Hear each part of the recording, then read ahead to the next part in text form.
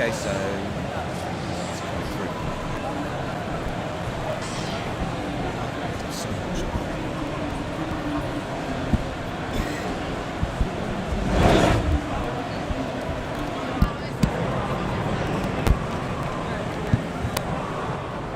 Okay, try that again. That's better. Okay, so let's kill the background noise as well. Right. It's all aside us, so we are live. There you go. Hooray! I mean, I'll probably introduce myself. Hi, I'm Tom. I'm a former UK champion at HADO. First year that we brought it over, but since then the game's moved on quite a lot. So we've got some really good teams here today.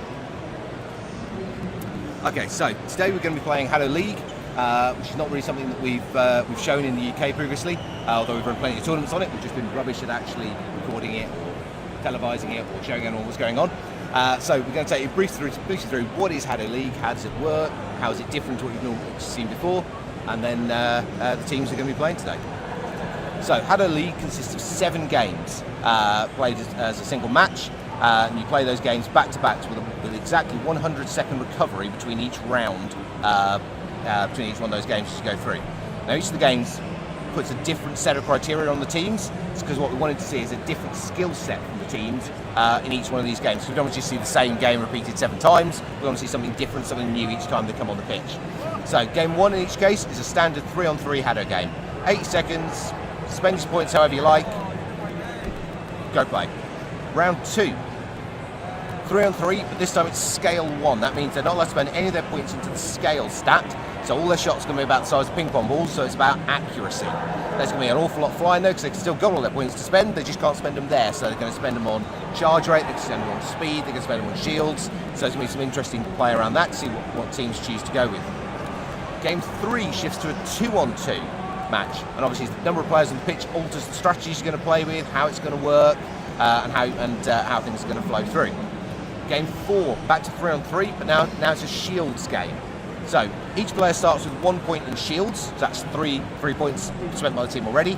They must spend a total minimum of 8. So that means 5 of their bonus points across the team have got to go into shields. So this round's about looking at their shield play, how good are they on their defensive plays, their shielding, their counter shielding, and seeing how they work in those sets of tactics. Game 5 is a 1-on-1. 1-on-1 again, just as with 2-on-2, is a big shift in the way it plays, in tactics, and the way the gameplay organises. Game 6, back to 3-on-3. Now, this time, they're on real restrictions on their points. So this one's called Status 20. So each player starts with 1 point in every stat. 4 stats, 3 players, so 12 points already spent. Normally, you get another 6 points per player, so 18 points to boost with. So usually a team effectively has got 40 points worth of stats across the 3 players. This time they're only allowed 20 points worth of stats, so that means of that set of points they're getting to boost with, so that 18 points to get to spend to boost with, they're only allowed to spend 8 of them to take their total score to 20. So it's very interesting about how they split those across the teams, who do they boost, what do they work it with, and how they're going, and what tactics they're going to play with from there. And then game 7 is back to a standard 3-on-3 as the finisher. Teams earn 1 point for every game that they win towards their overall score for the league tournament, and they get a bonus point for winning the majority of games in a match. Okay, so hopefully we should be up and running pretty soon. Our initial 2 teams are just getting kitted and ready, so we're going to be going with our opening teams are SAS Ninjas and Fighting Mongooses, with the 2 top teams from the Midlands. Our other 2 teams competing today are IDK, who are the top team from Brighton and current reigning UK champions, and RGM Blades, who are the top military team in the UK. So we've got 4 very, very experienced, very good teams, and it's going to be really interesting to see how they work with this format. SAS and Mongooses are slightly more experienced in the format, but I don't think it's going to really make a great deal of difference, because RGN and IDK are both very capable teams, and are fully aware of how the format works, and have been practicing on the lead up to this. I was going to say, half the press, I have what we guess is the order of the games. We had to do some last-minute arrangements due to some conflicts, but it's all good. It's a live tournament. It is a live tournament. It's going to happen that way. Things always happen. So the first game should be SAS versus the Mongooses. And when I say game, it's going to be a series of 7 games, so match. So 1 match, 7 games.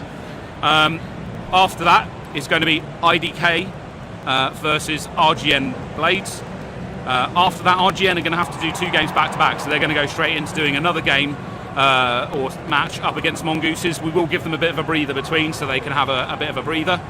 At which point, we're going to have, there's a lot of back-to-backs in this session. There's going to be the Mongooses against IDK. Then it's going to be what I think is going to be the one I'm going to be most interested in, IDK versus SAS, because they're big rivals. And I want both teams to win that particular game, so it's going to be a good one. And then the final one is SAS versus RGN. Again, it's one of those, they're all good teams today. It's going to be really interesting. Also, we get to see, due to the league format, some of the teams do stuff that they're not necessarily that comfortable with, which is part of the reason the league format is so good. So it's going to be interesting to see how they cope with that. Yeah, it's going to be really nice to see the different tactics, different plays, different elements coming through from the teams. And also, a normal match, about 80 seconds, even if you're playing in the best of 3 formats, we tend to get in cup format, in cup games, you're only playing a maximum of 3 games. Here you've got 7, and you've got that very limited breathing time between. So it really starts to become a test of physical stamina as well. And especially once you're getting around to match 3 and you're hitting your 20th or 21st game, there's a lot of physical fitness starts to come into play into this as well. I was about to say, I played recently in like a mixer cup, where just a good bit of fun, get a bunch of players together, and I was worn out after not doing a league game. So I've done league games before. I remember we did one where it literally was 2 lots of league games back to back with about a 5-minute rest between them, and legitimately both teams were suffering in the second set of games. It was about how do we maximise your energy, which actually comes down to a few of the things. So where you've got the games where it's 2v2 and 1v1, a lot of teams you'd think, well, if they've got a best player, they're going to want to put them in both the 2v2 and the 1v1, but often they don't do that, and it's to give somebody a rest.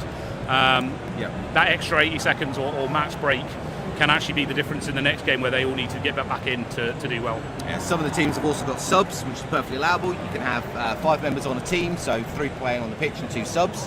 And as you're going through these back-to-back games, those subs can make a huge difference, allowing you to put fresh legs on the pitch and potentially giving you an edge against teams that are technically more capable in the shorter bursts, but either don't have the subs or don't have the stamina for the longer term matches. 100%. I have actually gone around this morning trying to offer my services as a sub, just so that if the people that want me as their sub win a trophy, I can claim that I did well. But they've got, to be fair, most of the teams now have actually got subs of their own. Historically, most teams you've got 3 people and maybe an extra person occasionally, whereas most of the teams now actually have quite a lot of players attached to those teams. Yeah. Other thing, just while we're in final prep before the first match starts up, we're talking about how this match is going to work. So usually in tournaments you have a prize for first place, a prize for second place, all pretty standard, and you get an arbitrary effective amount for winning. League works slightly differently, so every game you win, you earn a point. You win the majority of games in a match, you earn a bonus point, giving you a total point score at the end of the tournament. The way that things are working for today is that every one of those points has a cash value associated to it. So every single game is worth winning. So the prize pool a team walks away with is not the prize pool for winning overall. Yep. It's a prize pool for how many games that they've won. So if the first and second place teams are really close, the prize difference between them is going to be very, very minimal. If there's a big gap, then obviously it's going to be bigger. But it means that no matter, you could have lost 6 games out of 7. That 7th game is still worth going for. You still got an incentive to try for it. It's still points on the board for your team. Yep. It's still cash towards your total prize pool for the tournament. And today's prize pool, as you can see behind us, some fantastic sponsors, especially Logitech. Provided these nice snacky headphones things, so we can keep proper check on the audio as we're going. I was about to say, if we switch over to the court, the players are actually starting to come on. I've already seen one interesting surprise that I don't think a lot of people were aware of before today, which is if you see on the left-hand side of the screen there on the red team, you've got a gentleman in a white t-shirt. His name's Ollie. He's actually a former teammate of mine that has recently been training in secret with SAS. He has not historically played with them in a proper tournament before. This is his first outing as a sub for their team. Yep, he is also currently, out of players who are still regularly competing, the most experienced international player in the UK. That is actually very true, yeah. He's been to Japan, I think he went to Istanbul last year as well to play in the Euros. Yeah, he competed in the 2018 World Cup team for the UK and also the 2021 European Championship team. Yeah. Now, that being said, he is a bit rusty, he hasn't been playing. I know he's been training a bit, but He's not necessarily playing as regularly as he was historically, so I'll be interested to see he's still got anything up his sleeve. Separately, they're going up obviously against the Mongooses on the blue team. For the viewers at home who've not necessarily seen HADO before, it's worth explaining at this point. If you see in front of the players, they have a circle with 4 segments. That is what the teams are aiming at. If they hit that and they take out all 4 of their segments, then that player is out of the game for 3 seconds, and that's 1 point for your team. So Ollie over there has already been shot at. There you go, just got knocked out. Oh no, he didn't, he's got one on the right still. Casually dodging. This is a warm-up stage where they're testing their kit to make sure it's all working. We're still missing at least 1 blue player at the moment. There you go. So Ollie just got knocked out there. That'll be a point for his team. 3 seconds, he's back in. So it's in 80 seconds. How many times can you knock the other team out? If you see any shields going up, they are one way. You can shoot through them, but the other team can't. Right?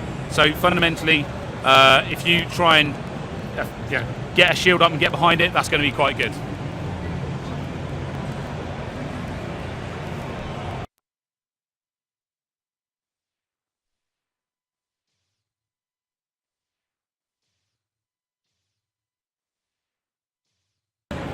All right. Okay, so we're all in. Final arrangements ready. Seems good to go. Here we go. Game 1. Here we go, guys. It's just 3v3. We've got 1 player that's slightly out of position. It's re-locked, which is perfect. Good pick.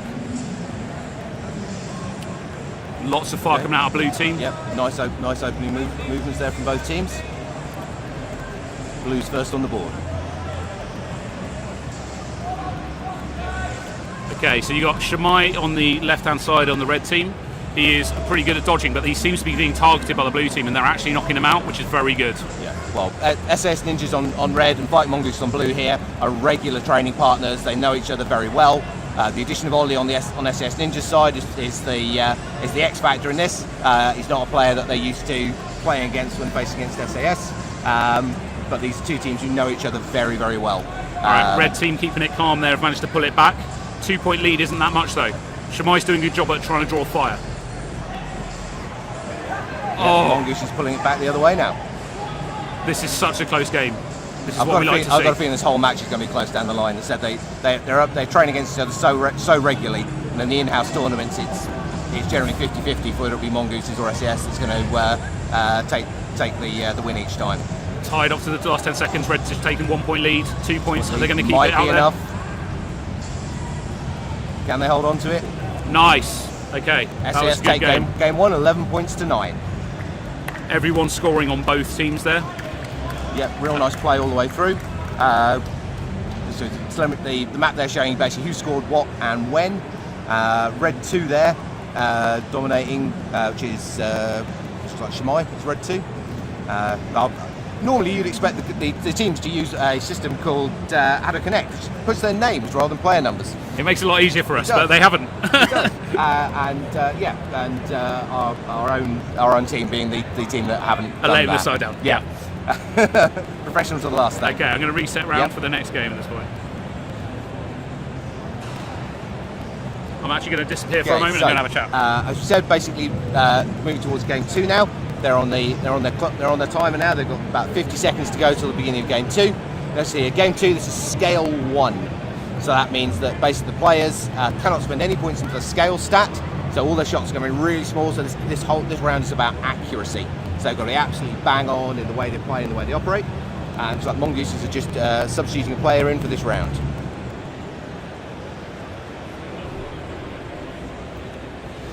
Right, cycle teams back in. We're looking at about 30 seconds now to get the game up and running.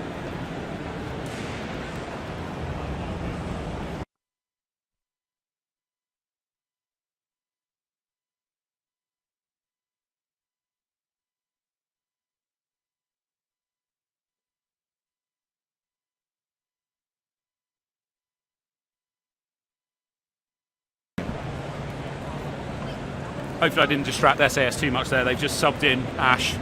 Yeah, well, we need match needs to start. But, right, do you want to go give them a very quick I can go and give them a shout. Yeah, let them know that they are, that literally, by the time you sit back down again, match starts. So just bring the pressure back in on the teams now. Team's just getting the stats set and ready to go.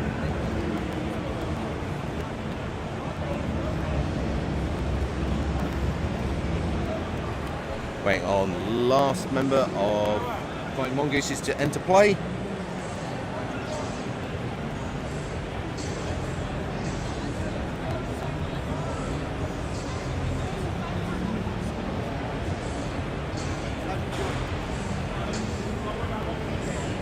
Yep, so that's subs in for both teams here.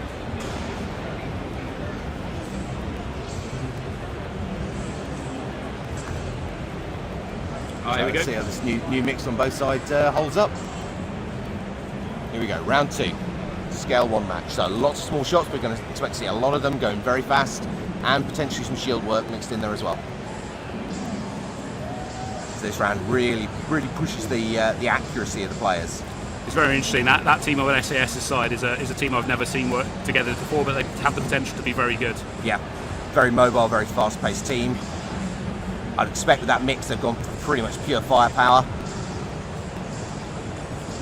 That's it, but blue team's taking it away. Yeah, they are, catching them on accuracy. Which is interesting actually, because I think they've subbed out Dan, who's normally a very good shot.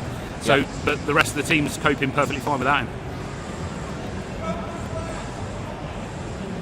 Yep, yeah, looking at really poor accuracy at the moment from SAS. They pulled it back a little bit, but are they going to have it in time? It's difficult to pull back from that sort of distance. It is, especially on the smaller scale shots. You can't get the bigger scale shots allow you to get one-shot kills. The smaller shots make that almost impossible. You've got to be so unbelievably accurate to get a one-shot kill.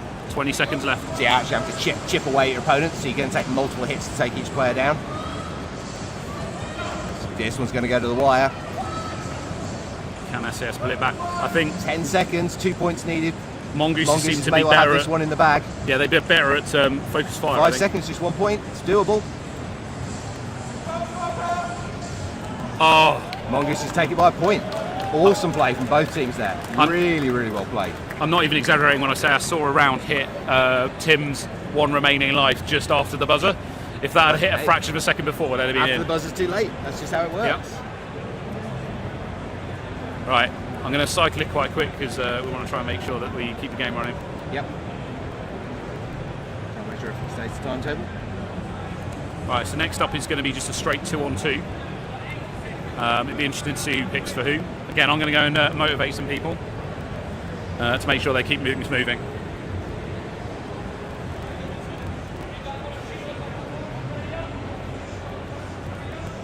So looking at this next format we've got coming up here. So this is the third match. This is a 2-on-2. So no restriction on how the players spend their points, but only 2 players on each side. Now this gives, again, very different sort of style and format to it. Obviously you've got less going on in terms of the amount of fire coming at you, but you get a lot of variation in terms of how you tend to play.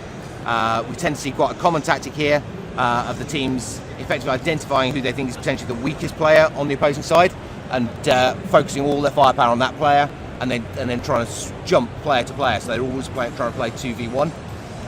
That's a tactic that definitely works very well, but it depends on whether the teams think there is a weaker player in the first place. If there's no identifiable weaker player, then you're likely to see more of a classic sort of, potentially two 1v1 games, or hopefully some nice team play between them. All right, here we go. Okay, they have 20 seconds remaining. We're all logged in. Everyone seems good to go. Everyone's so logged. Another 10 seconds and we're going to get going. That's right. Okay, here we go. Stand by. Okay, so here we got Ash and Shamai on the SAS team, on the red team. And we've got Alex and Tim on the Mongooses on the blue side. Nice opening shot there on Tim. Just managed to pull himself away from that, otherwise it would have a straight point on the board. So it looks like they're going basically straight one-on-one against each other. Yep. If they can get the pattern right, what you'll see is they'll start switching to the other person once the first person's knocked out. Pretty convincing start though here for SAS. So individually, I'd say Ash and Shmai are some of the best 1v1 players there are around, and that's sort of showing at this point. That being said, Mongooses are still in it. Very much so. Both Tim and Alex are very good players. As you said, they're not new to this format in any way at all. So yeah, Although it's a convincing lead from SAS at the moment. I think Mongoose is going to be hard pushed to really bring anything into this now.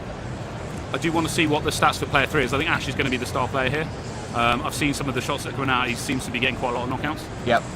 And his evasion's really going really nicely. Yeah, he's also very good at doing cross shots on the person that's not looking at him, which is where a lot of these points are coming from. Yeah. It's very easy to get your attention drawn into a single opponent, at which point you can be blindsided by their partner. And especially if their partner's on the ball and looking for those potential blindside moments.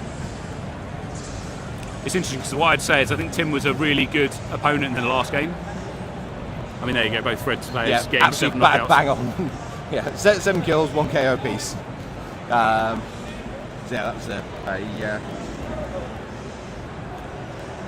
I mean, look at that, red across the board on the MVP tree, which is good. Complete domination in that one from SAS. Right, I'm going to cycle it again. Cycle it again. Time has started. Getting ready for round 4. So round 4, this one's about shields. Yep. So this is the shield round. So the players must spend a minimum total of 8 points on their shields. So each player starts off with 1 point in every stat. So on a team of 3, they've got 3 points already spent on shields. So they must spend another 5 out of their team's total 18 bonus points for stats have got to go on shields. So therefore we're expecting to see shield defense work here, counter shielding, a lot of interesting stuff. Been fairly shields light on the early rounds. So this should be a real step up in gameplay style and the way that things are going to flow. Yeah, it'll be interesting to see what happens here. I mean, shield play is one of those things that some teams haven't practiced it that much. I'd say most of the teams here have. Yeah. I think RGN is probably the one that I'd be interested in. I've seen them do shields before, but not necessarily as successful as the other 3. Yeah. So when we see them play later, it'll be interesting to see if they've managed to get that together or not. Okay. But both Mongooses and SAS are both good at shields. Yep, coming up on 30 seconds for the teams now. Cool, I'm going to go and give them a reminder. Okay, so it's currently still very, very close in this matchup as we're going through. Could still whole match still to play for. Either team's in with the ability to win this one. What's the question? I said both teams are in ability to win. Oh, right, yeah. Yep. I mean, it's very early doors in this, isn't it? Yeah, yeah.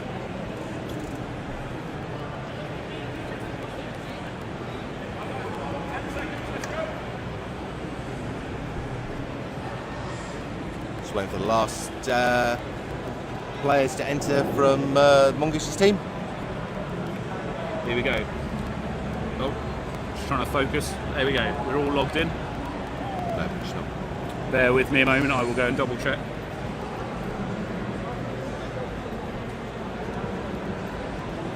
Okay, just one of the Mongoose players just trying to get telemetry sorted on their headset. So the headsets and wrist pieces that the players are wearing here, specifically designed for the sport of HADO, and they allow you to basically, they're very lightweight, so don't move around on the head too much, or of course head to overheat, which can be quite unpleasant. And you can see they're open at the sides, giving you nice clear vision out to the sides. You maintain your peripheral vision, view down to the ground as well, allowing you to move basically with confidence in space because you're not disconnected from reality in any way, shape or form. You're just immersed in the additional graphics and elements of the HADO sport. So there we go, that's that telemetry issue resolved. And we are good to go. So that small technical issue, but I've resolved it. Yep. So, see what they're going to do with shields. Yeah, I think an interesting one. My prediction is Ash is probably going to do some shields. I don't know. No one's dropping their arm yet. Yeah, Ash has dropped his arm. He's going to be doing some shields in the middle, nice. Yep.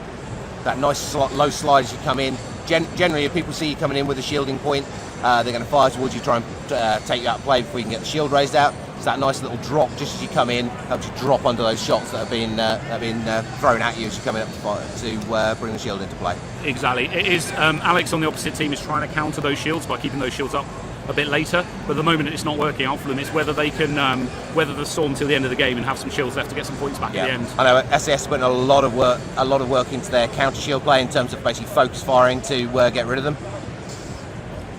Ash having a tough time there getting the shield up, but it doesn't matter. Yeah, missed his timing. Got knocked out, but they're still so far ahead. It doesn't matter too much. I know it's still doable though. It is. can't relax at any point in this.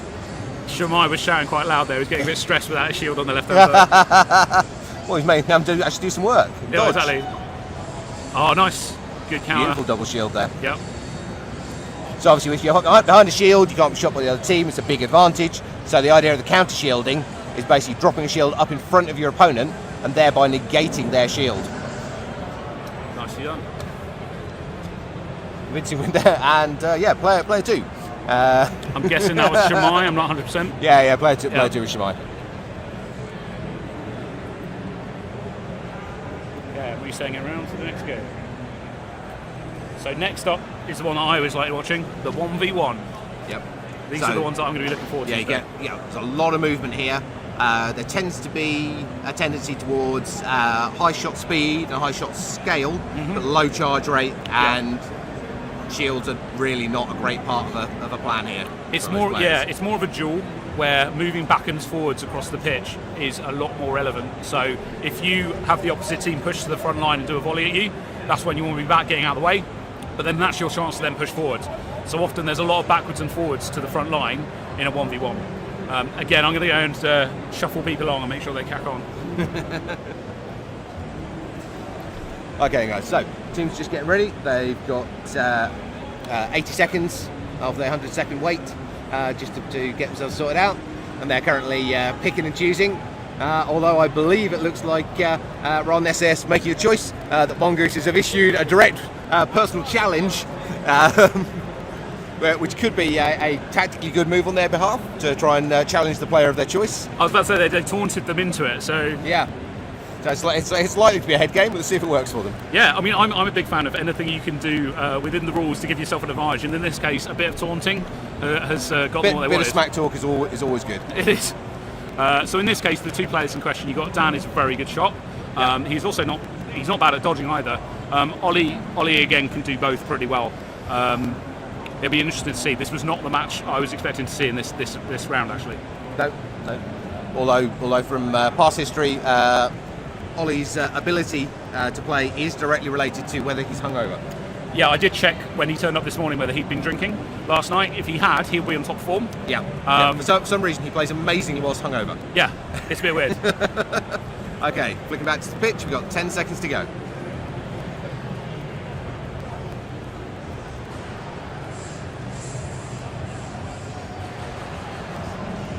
Here we go then, guys. Okay, 1v1. Ollie in red, Dan in blue.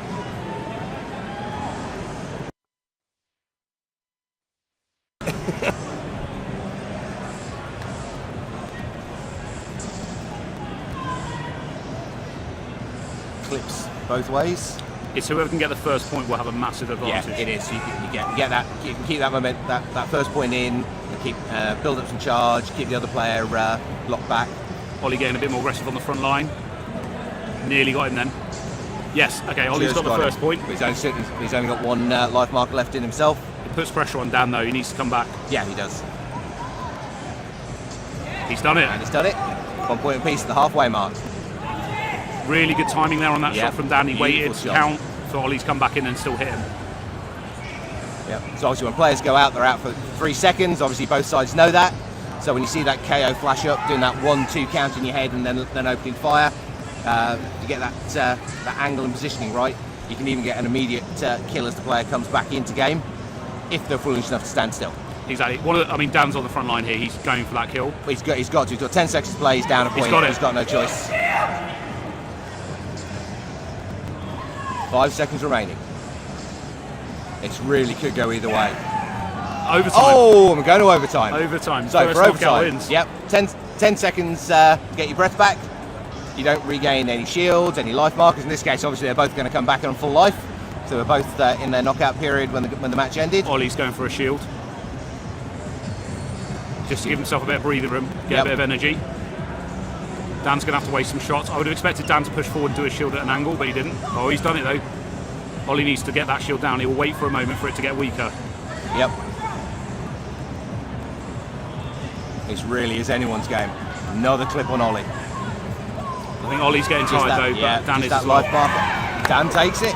No. Oh, Yes, he does. I genuinely thought he was out there I as well. thought he got him as well. But either way, Gets Dan him took gets it. him with that secondary shot. Good bit of sportsmanship there. Mr. Amazing Shake hands. play. Dan's worn out. Ollie's worn out. Everyone's a bit worn out. Okay, so that's the clock running down again, and we're moving into game 6. So back to the 3-on-3, and this is the status 20 game, so this is the limited point game. So teams could choose to boost a single player as normal, and then just give the other teammates a point or two, in which case it's pretty much their job just to dodge and not give away points. They can try and split them across the teams, so lots of variations, lots of options on how they can choose to take this one.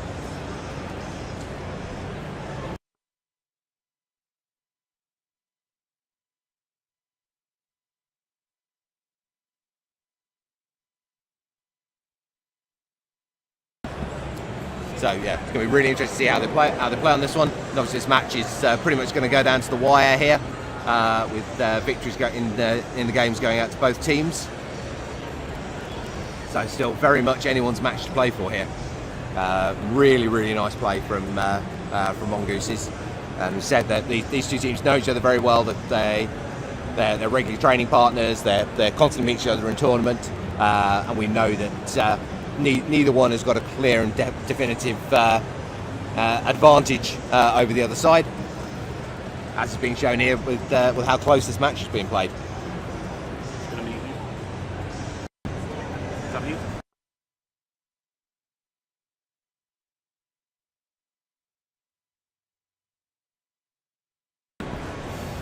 Okay then, guys, so moving back to pitch side now.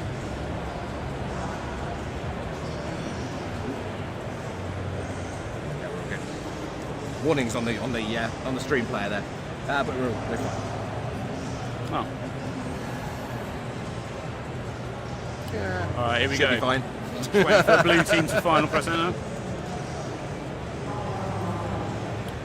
think there's been some issues with focusing the target today for some reason, but we're going to get there. Okay, so interesting. We've got Ash, Ollie, and Shamai. So they're going for movement and firepower again. Yep. Or at least firepower and two people just dodging a lot. Bear with, we've had a technical issue on the blue team. One of their handsets came out of the holder, but they've just solved it now. That's a good thing he's done that, because I didn't want the handset flying across the pitch. Yep. Now, this is one of those points where obviously people tend to test abilities and things, make sure everything's working for the match. However, in this particular one, you give away even more so than normal what stats you've chosen. Yep. So you have to be very careful about what you choose to test, what you're showing to the other team. I mean, it's also where you've got to watch out for shenanigans, because at this point, for example, Red's shown everything they've got, and blue team haven't logged in yet. Okay, here we go, we're in. Here we go. Game 6.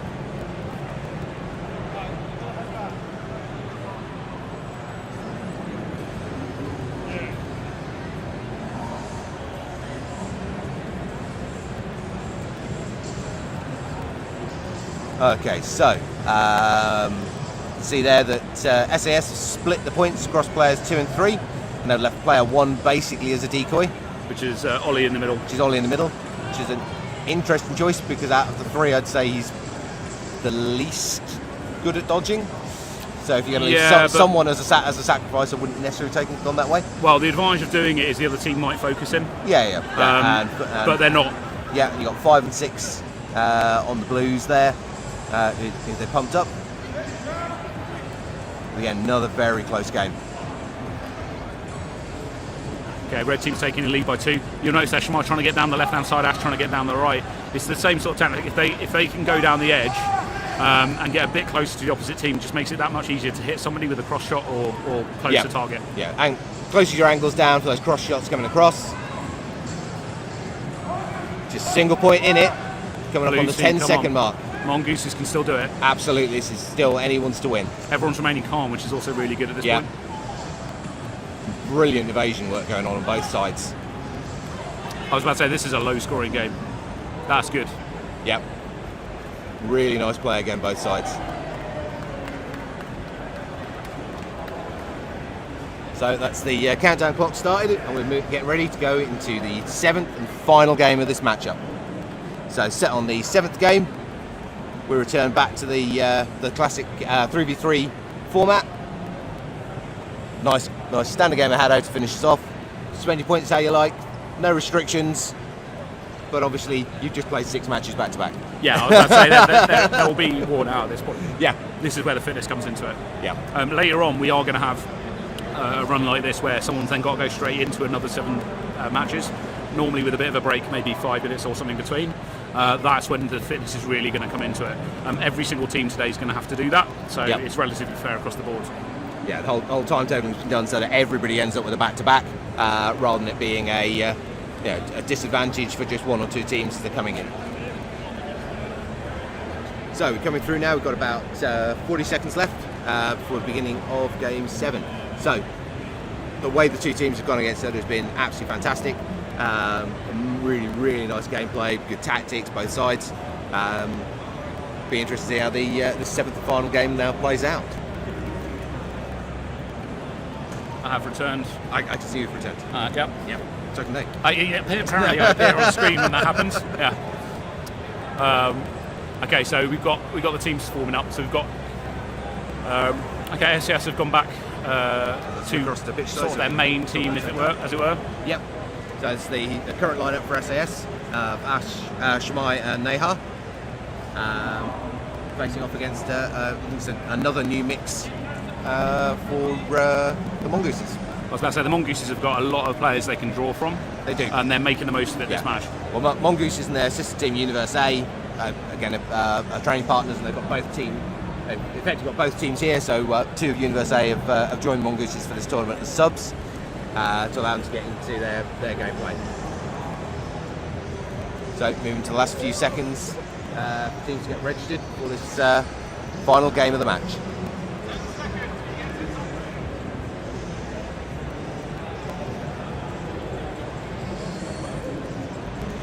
Nearly there. One final mongoose to enter.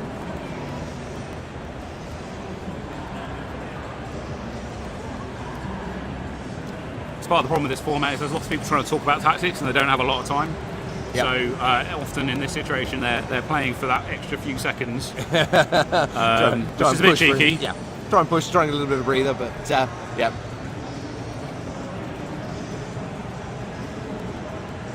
Okay, here we go. Here we go. Final game.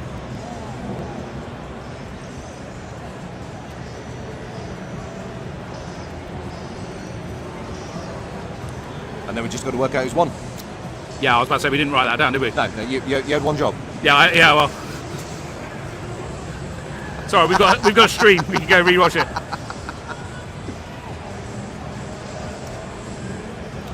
Okay, so no scores yet. Very active match, lots of shooting. Very close, 3-2. Again, everyone in these games can shoot really well, so dodging is really important.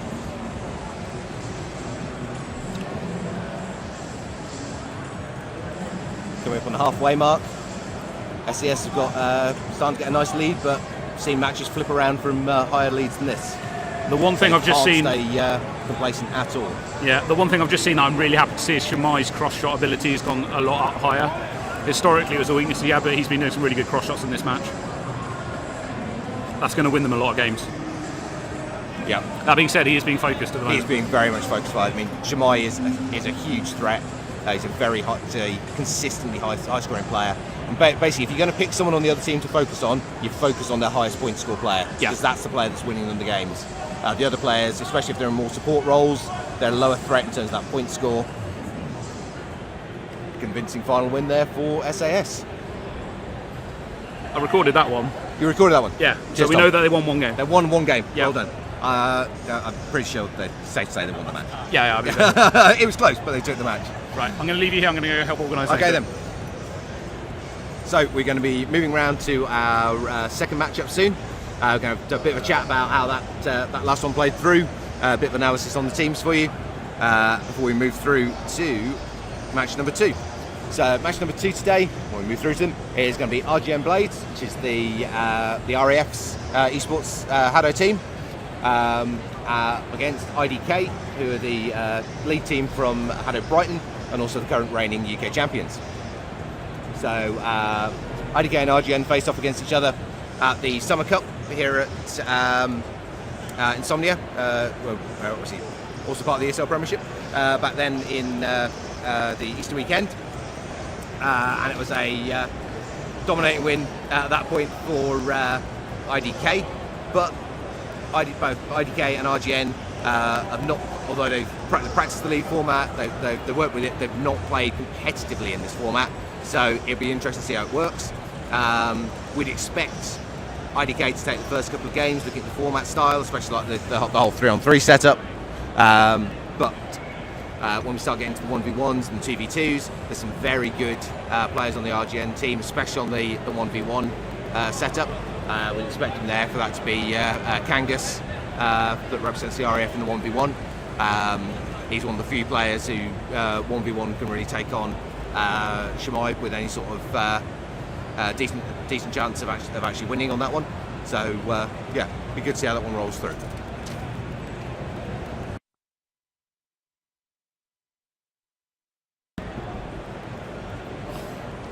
Yep, and yeah, so final confirmation. Yep. Yeah, 5 to 6. Five games to 2. So first match, 5 games to 2 for SCS Ninjas. Yeah? Yes. Yeah. Okay. I went and asked both teams and went, how many did you win? And they both gave me the same answer, which is always good. Excellent. If there'd have been a debate, then maybe I'd have had to go and relook at the video. Well, nicely. Good professionalism there. Well done. Yeah. Obviously, so up next we've got IDK and RGN. Yeah, we should talk about the fact that obviously RGN are the top RAF team. Yeah. And IDK are the current UK champions, the top team from Brighton. They both met at the Spring Cup here at Insomnia as part of the ESL Premiership, with IDK taking the clear victory in the final there. And they've also met several times previously with IDK taking the clear victory each time. So RGN would love to put something back against IDK. Neither of them have played the league format competitively before. They're both trained in it, they both understand it, but they've not played it in this competitive environment. So it's going to be very interesting to see how this plays through. I'd say things like maybe the 2v2, but definitely the 1v1 are the points where there's potential for RGN to put some upsets in. Yep. I think that when I said earlier the 1v1 is going to be a really interesting one, it's the one that is the toughest because you're on your own. Teamwork plays a big part in HADO, so when all of a sudden you don't have teamwork, that's really problematic. That being said, both these teams are really good. IDK, I love and hate their team. The first year that me and Ollie back in the day, we won the first UK championship. We hadn't lost a single game for a whole year after that, and we were the favourites going into the next year's tournament. The first game we go up against is IDK, who at that point had never played in a tournament before, and they destroyed us when one of their main players was, I think he was 12 or 13. They were 10 and 13. There you go, even worse. Milo and Paris. But yeah, so I'm expecting good things. After that, I followed their careers as an avid fan. I've said previously I'm the #1 fan, and I am. Like, they genuinely deserve it. They put a lot of effort in. That being said, the teams coming up that RGN, SAS especially, and the Mongooses as well actually have all been putting loads of effort to try and beat IDK. So yeah, to really try to close that gap. It's one of those things that IDK have been at the top in the UK for a few years now, and unfortunately they reach a point where there's no one in. They're not being pushed. So they were improving, and now we're kind of seeing their gameplay sort of plateauing. And I think they've got an awful lot more to grow as a team. They can do a lot more. We just need to help the other teams coming through in the UK get to a level where they can seriously push them. At which point it's going to be IDK's ability will get jumped or get pushed up, and the other teams will all grow up with them. So it's going to be really nice to see how that flows. I mean, they already do ridiculous things, and they basically need to be pushed in order to have to do that. There's a couple of times, I don't expect it today, but in previous games against newer teams and stuff that they've played, they almost don't have to put as much effort as they can in, which isn't great for them from a training perspective or pushing them. We want IDK to be the team that ends up taking down sort of breaking some of the Japanese dominance. 100%. Oh. There you go. Ash is obviously in a hurry, going somewhere, trying to get something sorted. Okay, just 1 second. Hang on, just bear with me and I'll go and sort it out. Let me go and find out what's going on. Yep, that's true. Joy of the Lord, live broadcasting, technical problems. Just need to get the correct set of kit initiated for this next game. I think we are pretty much ready to start. booing now. So, RGN Blades and IDK just getting prepped up on the pitch now. Getting ready for game one. So, you're going to write the scores down this time? Yeah, I'll try. I mean, Okay. I'll try and get it this time. I mean, I got too into the games last time. I was too busy paying attention to what had actually happened. So let's all look at professionalism. Yeah, professionalism's the key, right? That's it. So obviously, this is going to be an interesting one. So, like IDK have two players that generally will play at the front, on the front left and right hand corner of the pitch, and the third player at the back. I mean, his nickname is Ghost, and he's very good at basically not being noticeable, which means he can knock you out when he's not paying attention. That being said, I've seen him recently in the last tournament come to the front line, and he can play really well on the front line as well. So if he needs to, he will rotate. Yeah.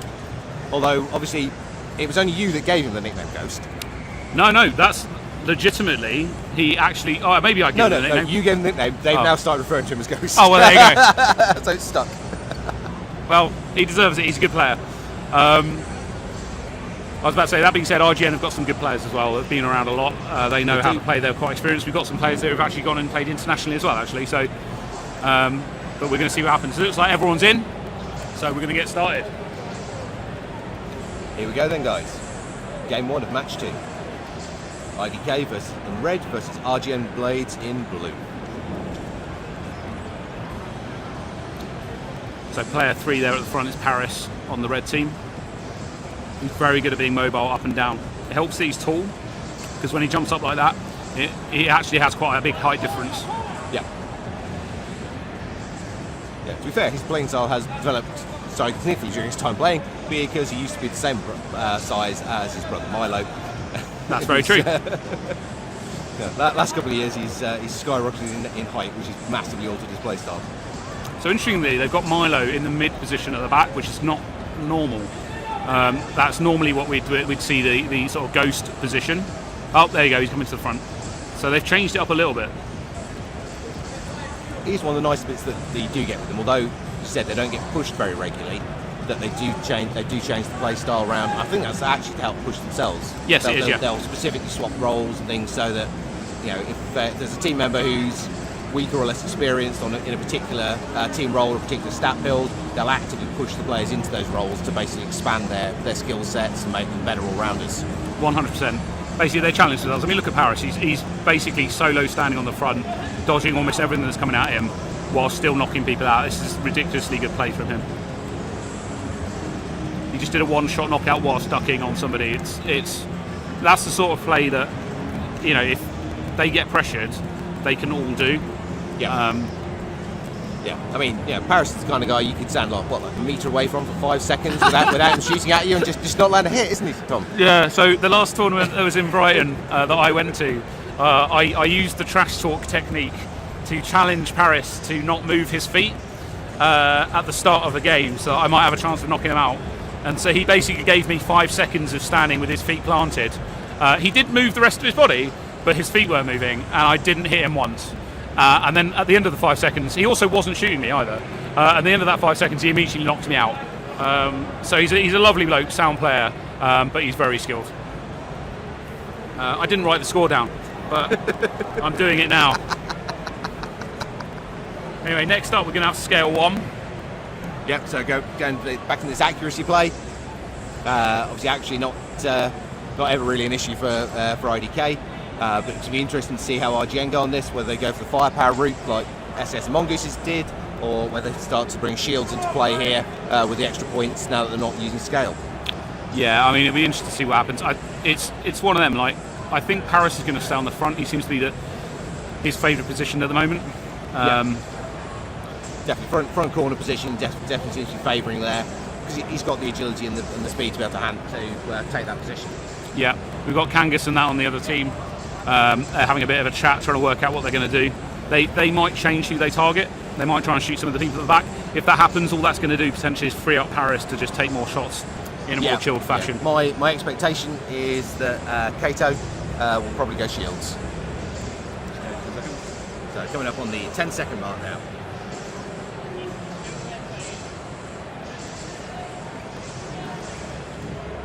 3, 2, 1. Game 2, here we go.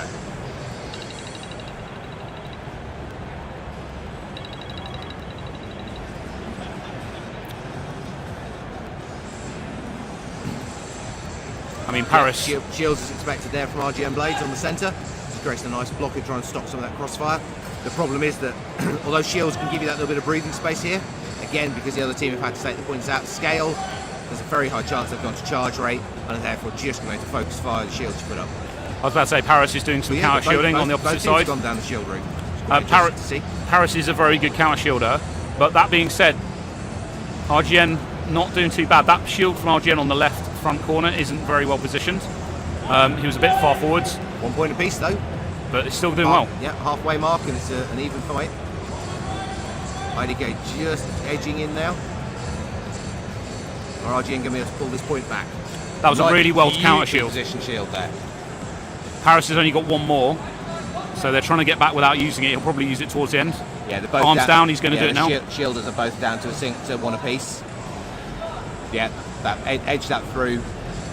Don't think RGN are going to pull back against that momentum now. That was a really good effort, though. Yeah, it was fantastic. Hold them all the way down to the halfway mark. I was about to say that last shield was well drawn out, but maybe needed it down just a few more seconds before the end of the game. Yeah. Nice effort. That was a really good effort from both teams. That was a really good effort, and to be fair, that was it's one of those score lines where you're going, RGN possibly deserved more there, but that was good. I mean, 6-3. That's tough. That's a very low scoring match. It's good. Yeah, 6-3 against IDK. That's good. That's. I remember back in the day when they first started, it was like, did you score any points against IDK? Yes. Okay, you are doing well. Whereas nowadays, people have started to get their eye in a little bit. Yeah, and listen, being 1 point apiece at the halfway mark, that is good. All right, I'm going to cycle for the next game. Okay, so we're moving on now to game 3 on the league format for these guys. So this is going to be a 2v2 game, so no restrictions on how they spend the points, but only 2 players on each side, which means that you're highly unlikely to see shield tactics in the 2v2s. It's much more likely to be firepower based and sort of mixes on scale and speed of shot, but we never know, they might surprise us. RGN do have a tendency to mix shields in at points where we don't really expect them to do so.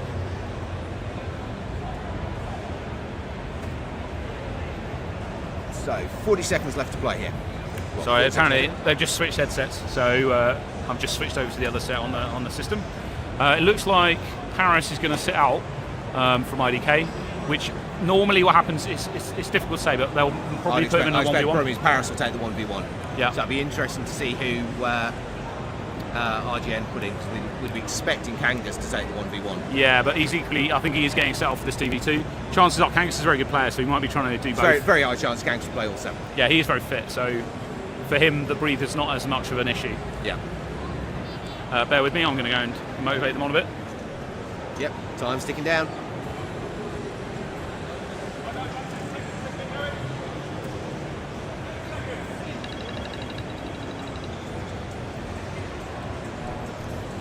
Okay, last few seconds now. Quick final pep talk. It's the first one of the RGN players. Yeah, again, there was a slight delay because they switched headsets, but yeah, we should be good. So both these teams know what they're doing headset-wise. So just final IDK player to join. Yeah, just had a slight issue with his headset. He's sorted it now. So 2v2 again. It'll be interesting to see what they do. Right, here we go.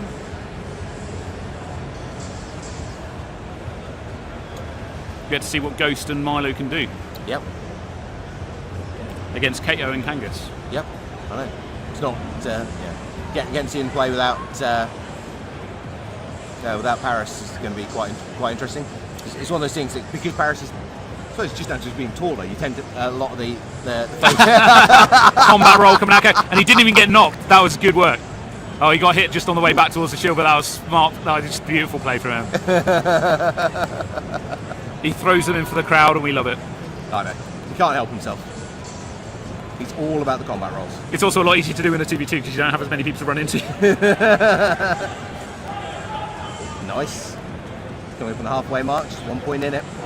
This is a close game. So Kato's gone for larger orbs. Excellent, still just that 1 point.